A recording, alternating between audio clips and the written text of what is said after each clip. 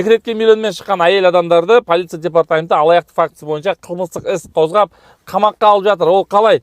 Декретке миллионмен деген бағдарлама болатын, кез келген жүкті әйел өзінің ИП-сы, ТО-сы болса, не сол ИП-да, ТО-да тіркелген болса, пенсионға құятты определенный сумма. Одан кейін декретке шыққан кезде 1,5 миллион, 2 миллион теңге алады. Ай сайын баланы 1,5 жасқа толғанға дейін ақша алып отыратын.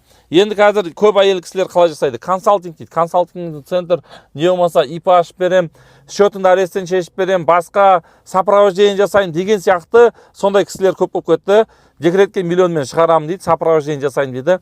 Определенный сумма 500 мың теңге алады да, өкіметке әйел кісі ИП-да, ТО-да ешеде жұмыс жасамаса да сол жерге тіркейді да, ақшаны ай-май құйып отырады. Конечно, ол алаяқтық болады, факт мошенничества.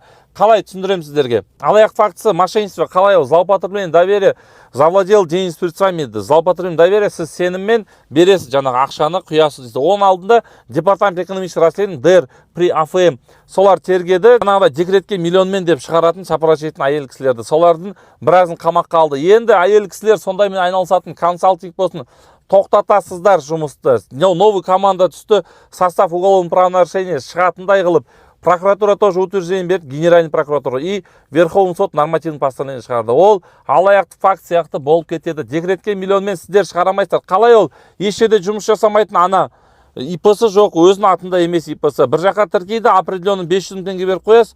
Ол 500 мың ай сайын пенсионға шығады, декретке шыққан кезде 1 миллион, 1,5 миллион сияқты ол.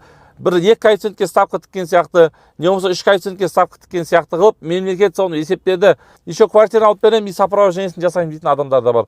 ТО-ға тіркейсіздер, дәл жаңағыдай квартира алғанға дейін пенсионға құйып тұрады.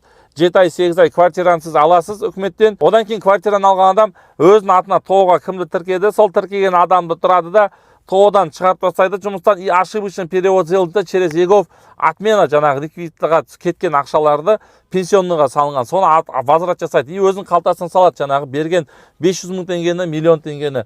Алданып қажеті жоқ. И сіз квартира аласыз, и настроениеңіз өте күшті.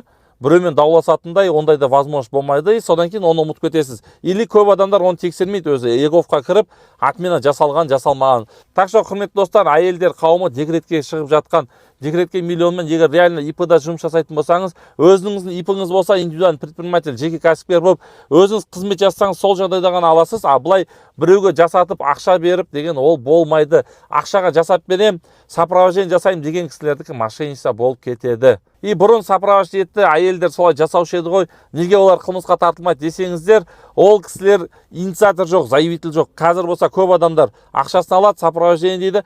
Көп адам заявление жазатын болып кеткен. Заявление сіз келді